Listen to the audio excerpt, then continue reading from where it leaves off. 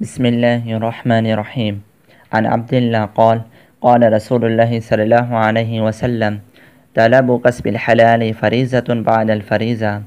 حلال روزی حاصل کرنا بھی ایک فرض ہے دوسرے فرائض کے بعد. اس حدیث مبارکہ کی تشریح کے اندر علماء کرام نے اس طرح لکھا ہے کہ یہاں فرائض سے مراد ہے ارکان اسلام، نماز، روزہ، حج، زکوٰۃ، توحید وغیرہ ہیں.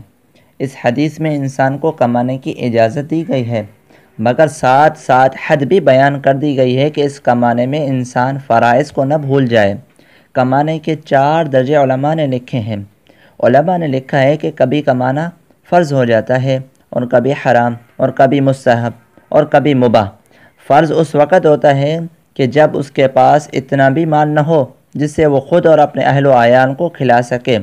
حرام اس وقت ہوتا ہے جب کہ وہ اس مال سے فخر اور اپنی شان کو بڑھانے کے لیے کمائے.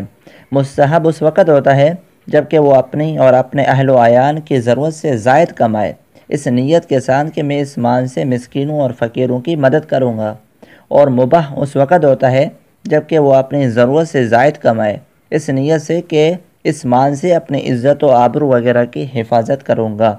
یہ حدیث مبارکہ مشکوٰۃ المصابیح کے اندر باب القصب و طلب الحلال کے تحت صفحہ نمبر 242 پر موجود ہے.